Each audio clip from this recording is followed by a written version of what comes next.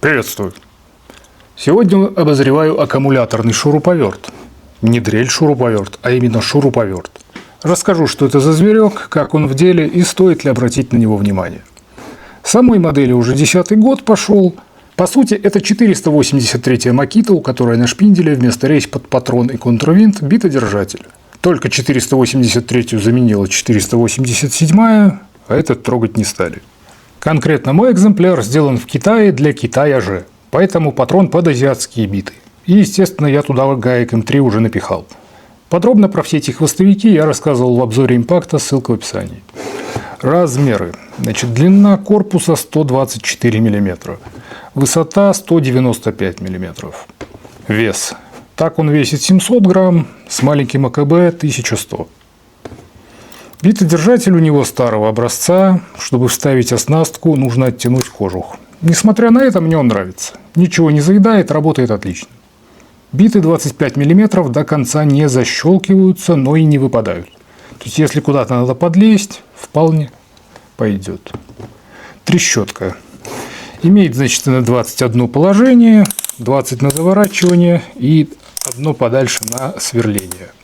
Ходит очень жестко. Ну, такая.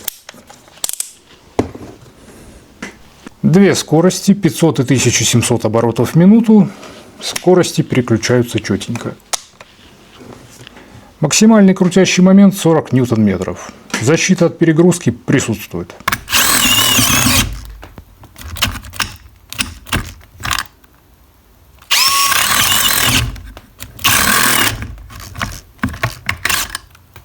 Подсветка.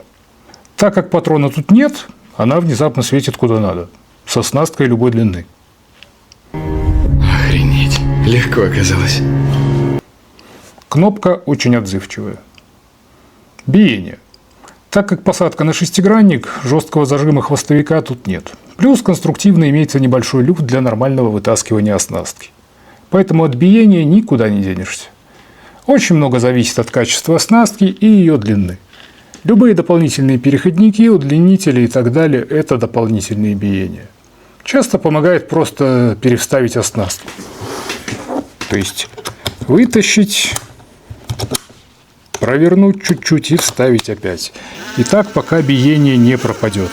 Если оно пропадет, конечно. Вот для примера две биты PH2 50 мм. Слева Фэлла, справа Милоки. Одна ровно и красиво заворачивает, вторая шлицы саморезов фрезерует как тварь. Со сверлами похожая история. Чем длиннее, тем больше биения.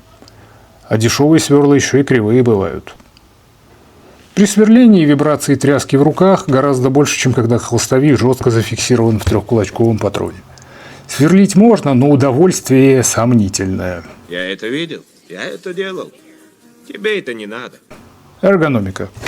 Обычный удобный макитовский шуруповерт. Хотя, если у вас размер перчаток 10 и более, то может быть маловат. Для меня лично, просто идеально. Как он в работе? Да, отлично. С большинством крепежа справляется хорошо. В разумных пределах, конечно. Без полуметровых конструкционных саморезов пойду по возрастанию. Значит, самый маленький крепеж, на который вообще срабатывает трещотка, это черный саморез 3,8 на 16. Все, что меньше, он проворачивает. А если вот его сравнить уже со следующим поколением, то 487-го муфта срабатывает уже на шуруп 3 на 10. То есть тут муфта гораздо чувствительнее.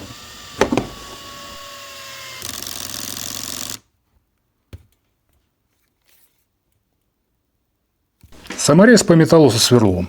С ними он справляется отлично. Как по мне, гораздо приятнее, чем крутить импактом на сумасшедших оборотах.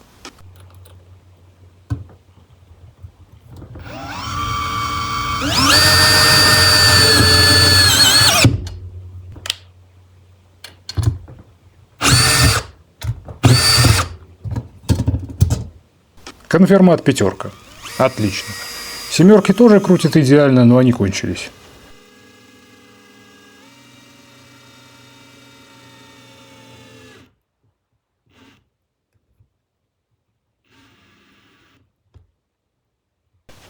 Дальше нашлись у меня 64-е саморезы. Не по дереву, правда, но посмотреть положение муфты хватит. Тут мне все понравилось. Каждое положение чуть-чуть глубже утапливает крепеж именно так, как оно и должно работать, а не так, как в разных чудесах китайской электроники. Ну и самое большое, что у меня нашлось, это глухари 6х140. На первой скорости загоняет и даже немного утапливает.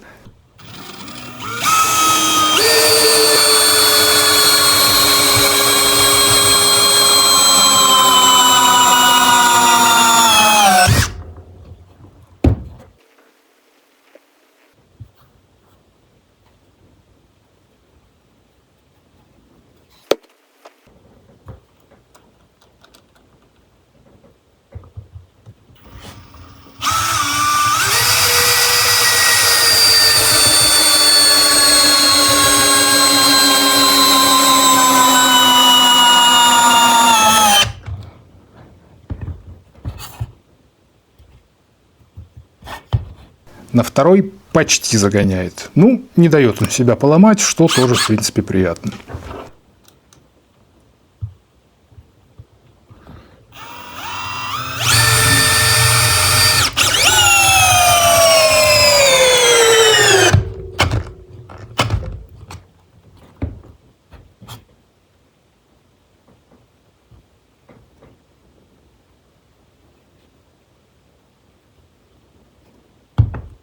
По крепежу, собственно, все.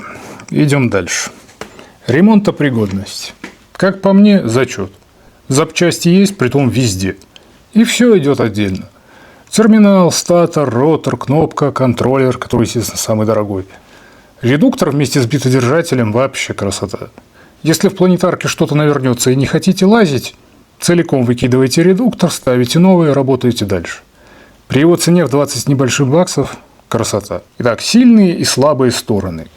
Плюсы. Размеры, вес, эргономика и соотношение этого всего с крутящим моментом. Ну, просто отлично, как по мне. Защита от перегрузки. Сломать себя он не даст. Меня не убить. У меня иммунитет к 179 ядам. Я знаю, потому что я переварил их все. Это тоже радует. Подсветка. Вот здесь она наконец-то по-людски сделана. Минус у него, по сути, один. Почему-то именно у моего экземпляра был почти сухой редуктор. Я знаю, что он без смазки и 10 лет может проработать, и вообще смазка это все не надо, и бла-бла-бла. Я месяц ждал, пока прекратится мерзкий металлический хруст. Не прекратился. Пришлось полностью разобрать редуктор и смазать каждый сателлитик. И только тогда лязг пропал, и он стал звучать как здоровый шуруповерт. Терпеть не могу допиливать новые вещи. Нюансы. Так как такой шурик менее востребован, то он периодически пропадает, и в продаже его, бывает, не найдешь. Ну, и так как их выпускается меньше, то зачастую стоит он дороже, чем полноценная дрель-шуруповерт. Если выбирать вот только один инструмент при одинаковой цене, то я бы, конечно, взял 487. Все-таки и муфта деликатнее, и патрон, да и он в целом универсальнее. Ссылка на обзор, кстати, в описании. Что в итоге? Учитывая, что на сегодняшний день оснастки шестигранным хвостовиком немерено, на любой вкус и кошелек, этот аппарат перекрывает большинство задач. Ну, кроме баловства, конечно. Вроде запуска пересобранного редуктора, вытачивания на наждаке шила из кривой биты Милоки. Биты кривые, а шило отличное. Ну, или вытащить там кернер из старого напильника убитого. И, конечно, в него не засунешь что-нибудь вот этакое. В целом, у меня отношение к этому агрегату поменялось за пару месяцев от «а нужен ли он вообще?» до инструмента номер один. В большинстве случаев я хватаюсь именно за него. Не за импакт, не за дрель-шурупер, а именно вот за маленький шуруповертик весом с электроотвертку, который выдает 40 ньютонов. Простой, как 3 копейки. Я им доволен и вам могу рекомендовать. Именно как дополнительную крутилку для большинства задач. Все-таки, если надо часто сверлить, лучше возьмите обычный с сверлильным патроном. Какие ему есть альтернативы? Ну, совсем лютые переделки я не рассматриваю, хотя на Reddit и такое есть. Эта рука была оторвана нахрен и пришита вот этой рукой. Ну, первое – это шуруповерты с байонетной посадкой патрона. У меня они были и не дешевые. Как-то не прижились. Отдельно 83 и 487 Мне гораздо удобнее, чем патроны туда-сюда перещелкивать. Ну, на любителя. Второе – это копеечный переходник на резьбу шпинделя. Вроде бы и прикольно, но в работе вообще не то. С этой насадкой шурик получается длиннее, чем был, биты в ней нормально не держатся. Ну, не могу советовать. Ну и третье – это взять на пробу что-нибудь дешевенькое на вашей платформе. Понять, надо вам такое или нет. Вполне хватит. Как-то так. Пишите, как вам такие шурики вообще. Подписывайтесь, все остальные ютубные штуки. Все, всем удачи. Ну, все, поговорили. Теперь за дело. Хотя нет, немного офф-топа.